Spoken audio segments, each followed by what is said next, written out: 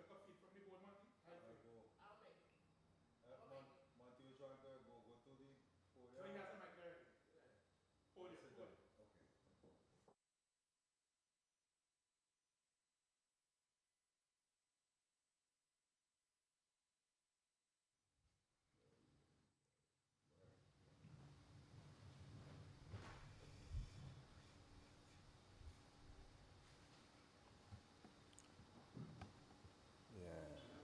Yeah. Blessed good day to all present. This activity today is a inspiration that came to me due to the persons who are going to talk to you by the name of Dennis Bovell. I got a text recently and said he was in St. Vincent and the Grenadines. And due to how I knew him, got to know him, and the works that I know he has done throughout the world, I thought that something had to happen, no matter the size. So I started to put certain things in place. Then I could not go along without contacting a brother by the name of Cleve Scott. Because once he doing anything, he gonna run it through me. So I thought it was the best way, and the activity I'm trying to get involved with, he is versed in that. So I linked him and he gave me certain ideas. And that is why we're in this historic building. And I think there was no other place right now in St. Vincent that this activity should have been held. So I thank Cleve for the suggestion and so on. Well, yeah, this activity again is because of how I got to know Bovell through a musician called Hadrix Lynch. What is his first name? I can't remember right now. So I got to know Bovell through Lynch, Hadrix, a real guitar player, and he is deceased now.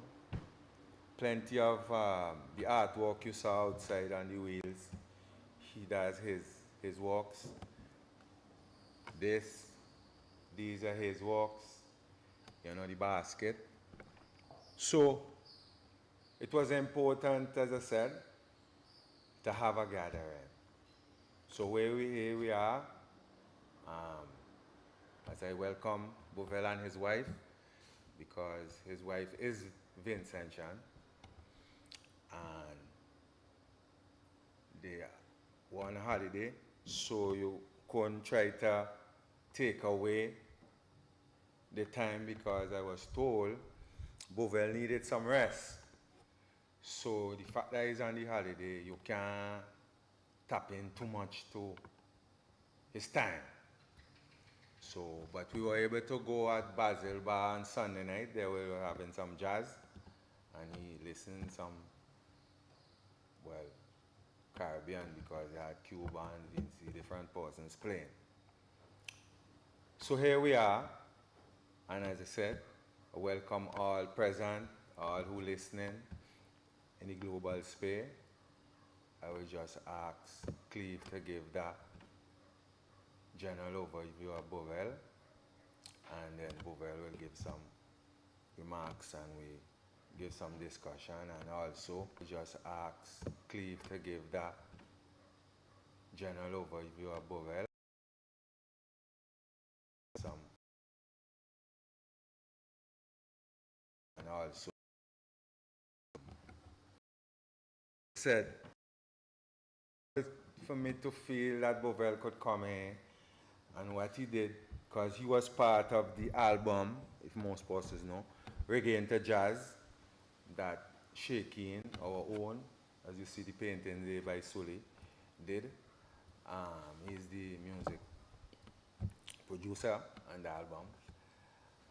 So again, thought that you have to salute this man. So we have a little token we're gonna like to hand over to him. Um, Maybe due to the time and we might do some of that earlier because Vani has to run and the long time that Vani had known him, I think Vani is a good person to be able to do that presentation. Huh? Okay. There we go. So we're gonna let Vani do that right now.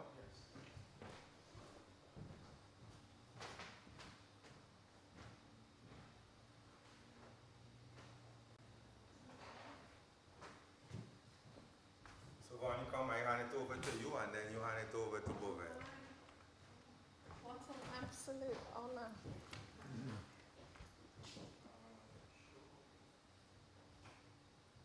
Well, we have it in the bag for us and then I'm going to take it out. Yeah? So this is... Yeah, go close to them like that. Okay. We online. Okay, sir. I think I'm going. Is there so many things you have to do one time? Yeah. So this, want this plaque to be handed out. Okay. This is what we want to hand over to Bovel. So Vani will hand it over. Wow. So Bovel, I mean, this is really such an honor. And this is such an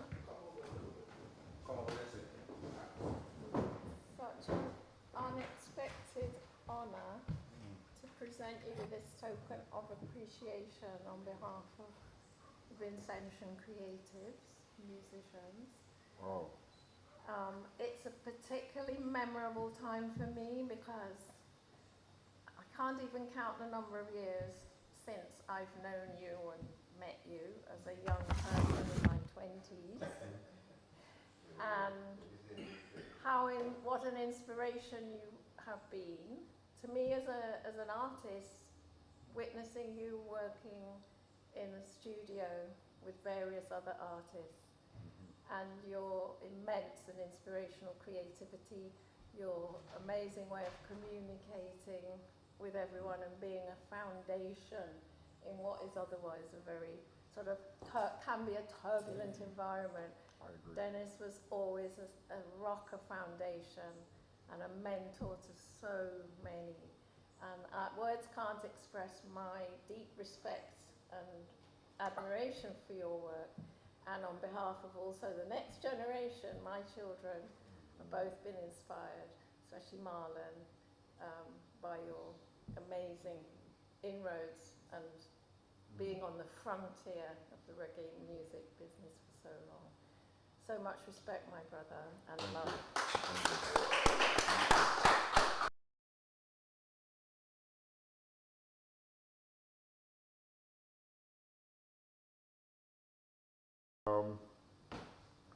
I'm happy to accept it as a marker of what I've been doing for the last 50 years in the music business in London, and all the many people I've met. I mean, today when Bonnie turned up, I had to think hard, but then I came out with her name just to prove that Alzheimer's had not yet set in. And it's been over 40 years since we've seen each other, but a joy to meet you again, Bonnie, and for you to present me with this. I mean, the culprit is Mr. Liverpool, because he had been a very close friend of Hadrick's Lynch, and we met that way. And my father-in-law, who lived in Cyan Hill, Sunny Bibi at the Three B's bar opposite the Panyard, was a man who first brought me to this magical place to see the breadfruit tree that Captain Bligh brought to St. Vincent. So I'm very happy to be here in these surroundings and to receive this honourable plaque. I'm sure my wife is going to find a place on the wall for this, and I won't be allowed to touch it anymore. It will become family property. So thank you very much. Yeah, my first trip to St. Vincent, I told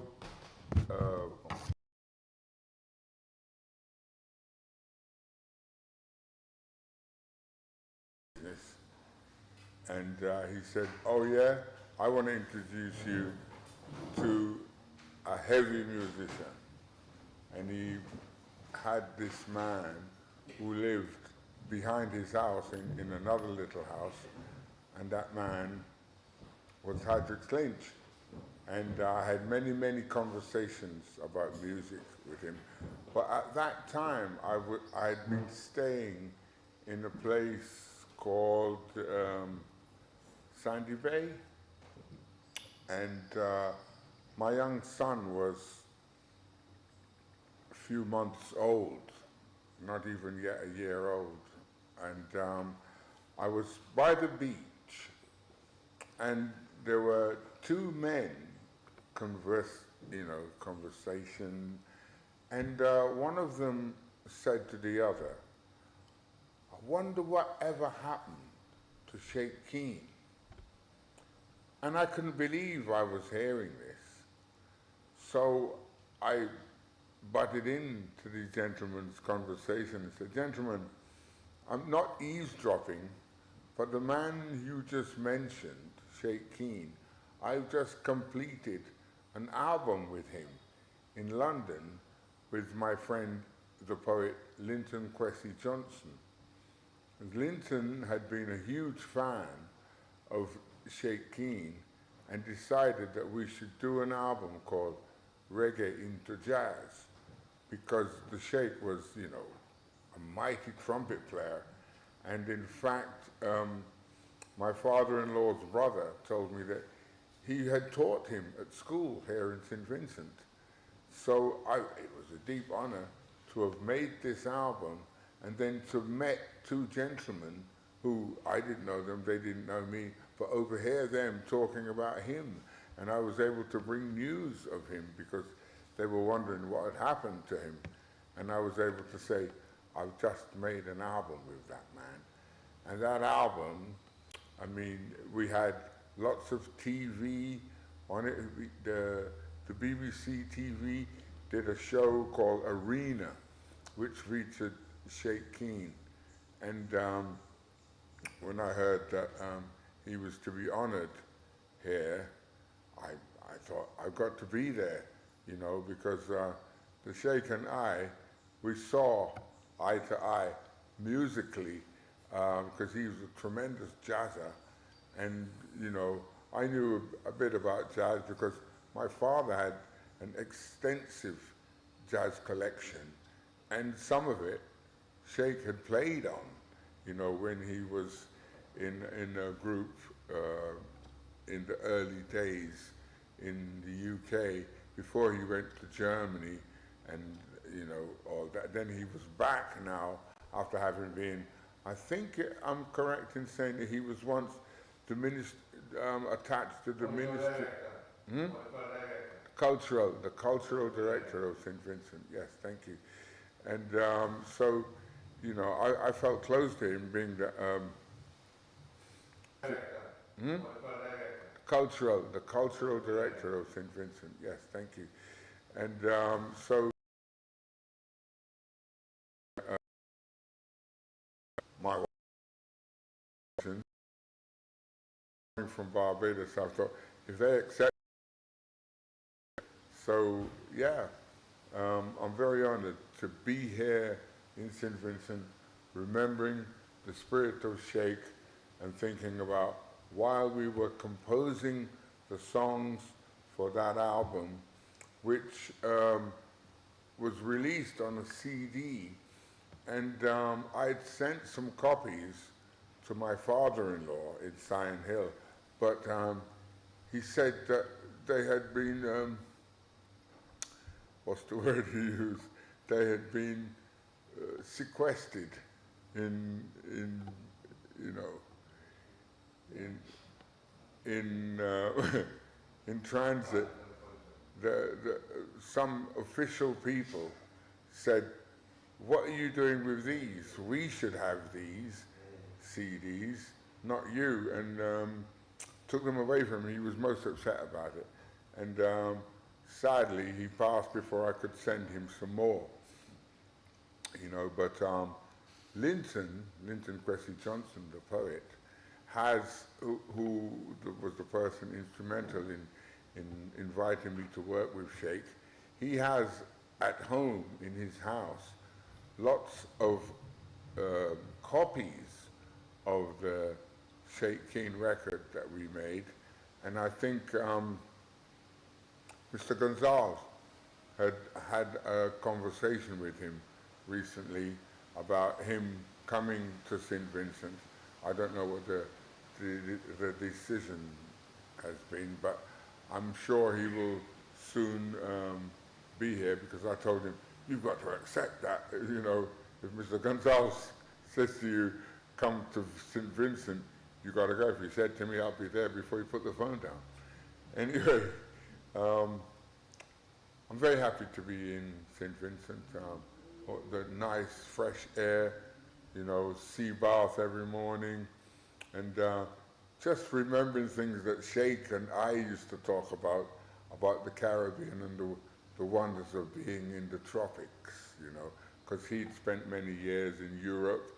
I was taken to Europe at the age of 12 years old, and I'm finding it hard to speak to my dad now, because he was the person who brought me there and then returned to Barbados and leaving me there. But I'm very glad, in the respect that the many friends I met.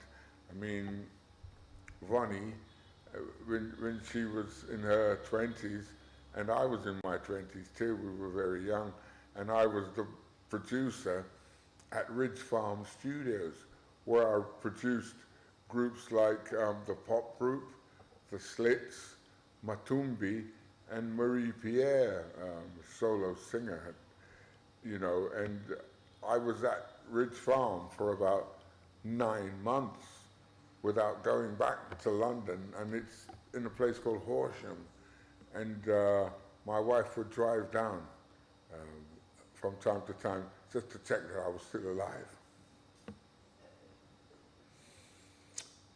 So yeah, to the powers, I would say, Sheikh, rest in peace. Hadrix, rest in peace. We'll see you on the other side.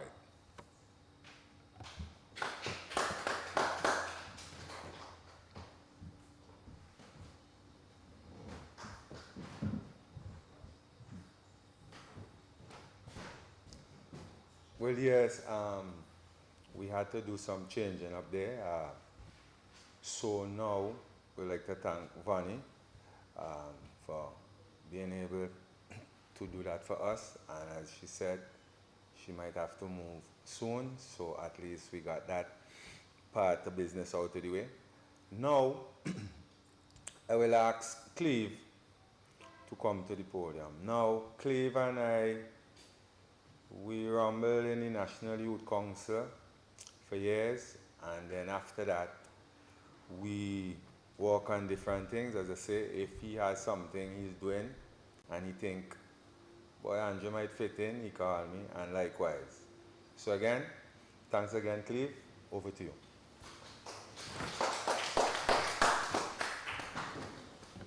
Thank you very much, Andre.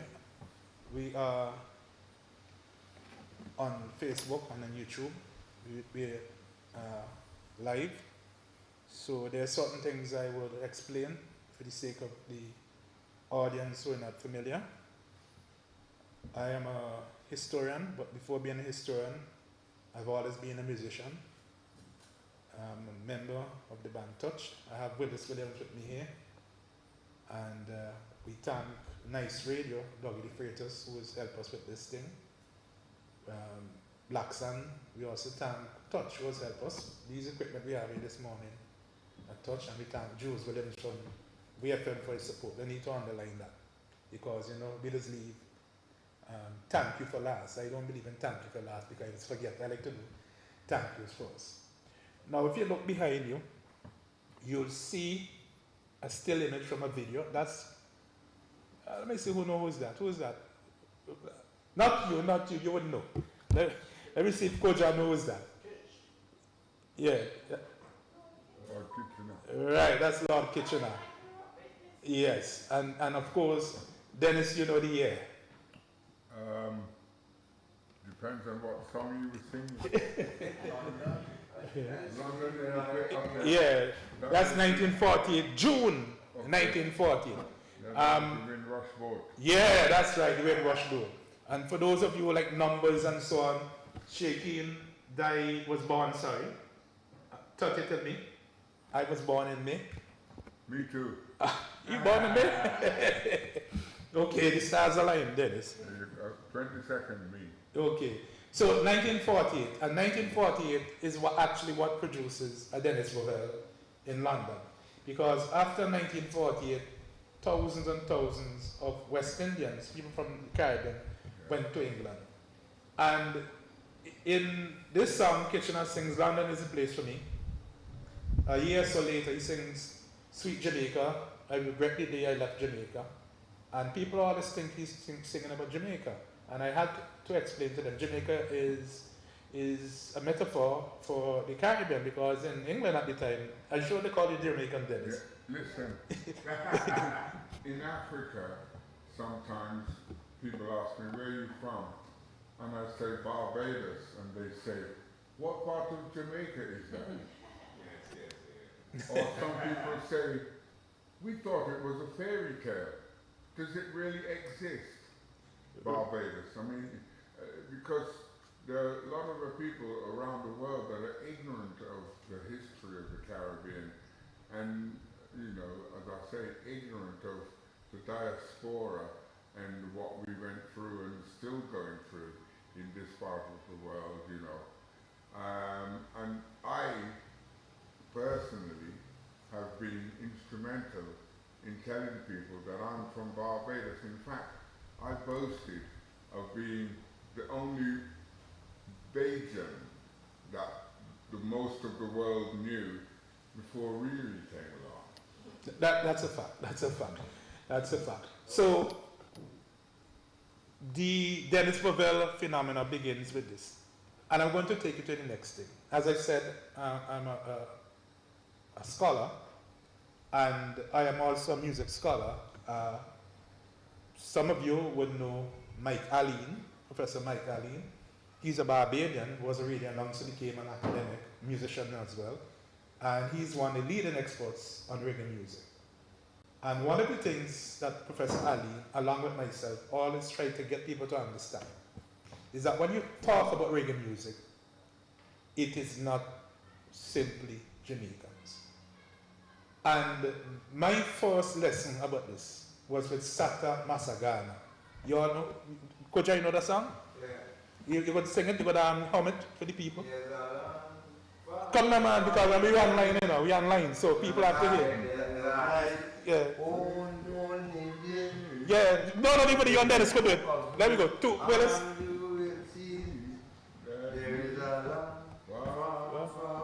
One more time. There is a land far, far away, where there's no night, there's only day. If you look into the book of Notes, you will see there is a land far, far away. And that's the theme song for Shake Up and Wake Up. Pa, pa, pa. Right? Now, the trombone player on that, you know where he's from, Koja? No. That trombone player is from Trinidad and Tobago.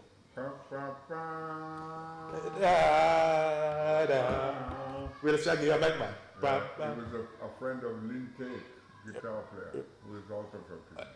Ah, there you go. There you go. Now that trombone player, his name is Jerome Francique. And he was the engineer in the studio for Touch in 1988 and 1999.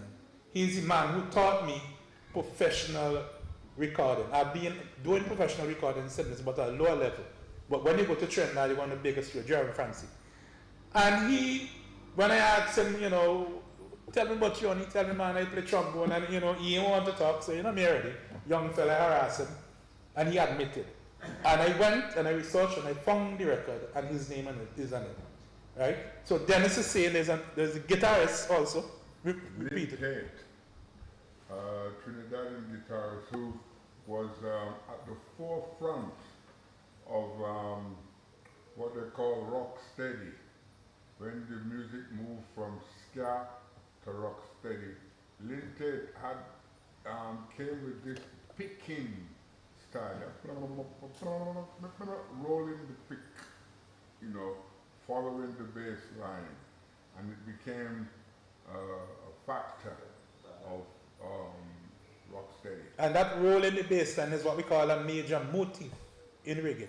If you want to do a reggae song, I don't know, what you start with, Dennis? You start with the bass or the guitar? I think the bass, but then the guitar has to underline the bass, like in the same way as in an orchestra, you have cello, you have violin, you have contrabass. Now the cellos will usually play the same thing as the contrabass in a different register. I mean, in a different octave. Yeah, octave, yeah. Uh-huh. So reggae took that on because that would be justifying two guitars instead of one. You know, where one was doing the rhythm, chink, chink, chink, and then the other one playing with the bass, the bass go boom, boom, boom, boom, boom, boom, you know, yeah, just the underlining of the bass line. Yeah, what's the name again? Is he British? No, he's not British. Trying to remember his name. Oh, sorry. No, it's an artist who was based in England as well and still popular in the Caribbean. UB40. UB40 is what I'm thinking about. That they really That group, yeah, they really accentuated, right? That style of guitar.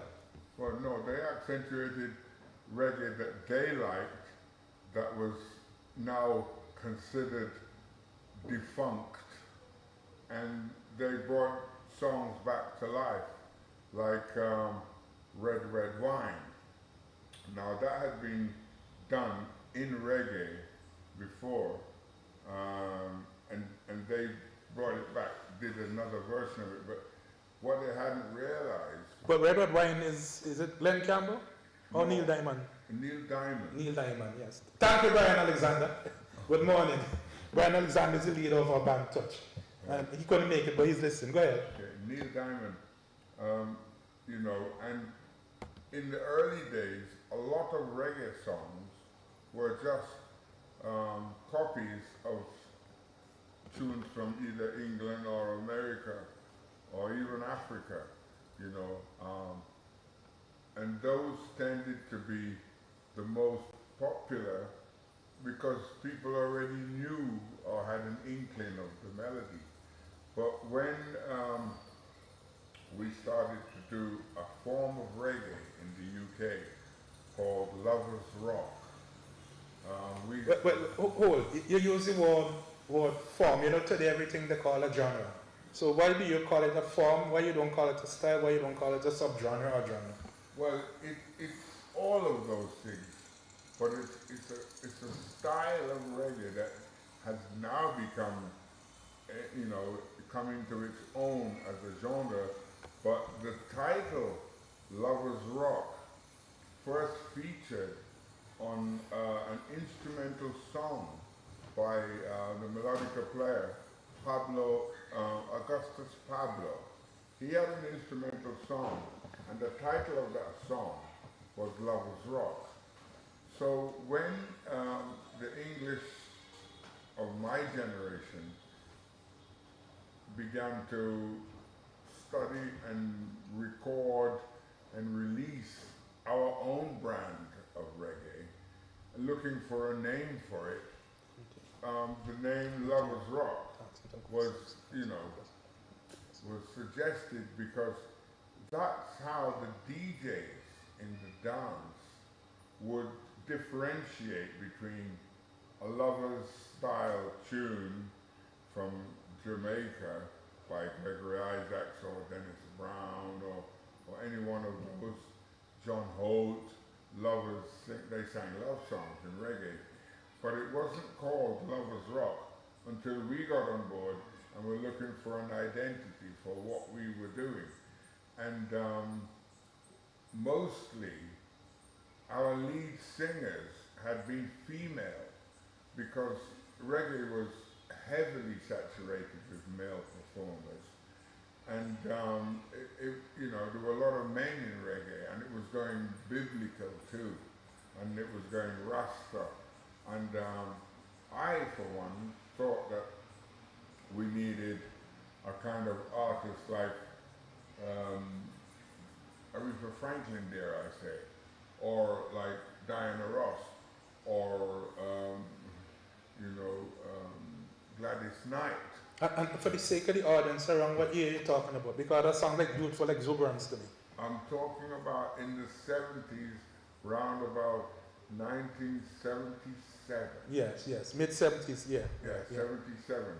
Because that was when reggae that my generation made in the UK became popular. And how it was done was, there was a sound system by the name of Sir Coxsone. Now, this sound system was the most popular of all the sound systems. And it was always referred to as the sound system. Now, the guy who ran that sound system was a neighbor of mine, and then, we went to the same church as boys. On Sunday, can't be on Sunday morning, so No, after the fete on Saturday night. That was the Seventh-day Adventist. Oh, okay, so you get to go on fete Saturday night. Yeah. So he had a motto that he perfected all over to say that he never played English reggae. It's like, I only play strictly dub and pre-release from Jamaica. Okay. Well, I had a sound system that used to play anything that I made. And for the sake of the audience, London is a big place. What are we talking about? Brixton? We're talking about Central South London? London, Brixton, Battersea, around that area. And so one day, it was suggested that I have a sound clash with Coxsone. My sound was called Sufferer. And Coxsone said to me, nah. He said, I've been building my name as Sir Coxsone for decades now. I'm not going to come and gamble my crown in a dance with you, because he knew that I, was quite fierce and up and coming youth that had music. And most of it I made myself and had made it popular, and people knew my songs through the sound system. So his suggestion to me was, let's meet in the recording studio, because I was also known as a sound engineer in the recording studio and recording, I would say, 80% of the reggae that was recorded by my generation in the UK. So his sound was famous for a song by a singer called Robert Parker, an American singer, an R&B tune, and this tune was called Caught You in a Lie. And that would be the first song he would play on his sound system once it was set up correct and, testing the equipment. He would play that song because it was rare. He seemed to be one of two sound systems that had a copy of that record, Caught You in the Lie by Robert Parker. And so he thought the next step from having a sound system would to become a record producer. In the same way that in Jamaica, Duke Reed, was a sound system man, and then he became a record company producer, owner, and Cox and Dodd, the same with the Studio One label. So emulating the temperature of Jamaica and the movement, sound systems in England, like Count Shelley, decided he was going to build a huge record store and call it Third World Music. And to this day, it just became a Costa coffee shop. And it was like a huge place, the biggest reggae record store in the UK. And he had become a producer, meaning that he was finding work for musicians in the UK and making his own style of reggae. So Lloydie Coxon wanted to do the same thing. He then got in touch with me to go into the studio with him to do a reggae version of Caught You in a Lie. So when that was finished and he was playing it on his sound system, people believed it was made in Jamaica because of his motto of, I don't play English music. But there he was, humble pie, and he was playing a song that he was involved in the production of yes. it. And I was the main musician, because I ended up playing all the instruments except for the drums on that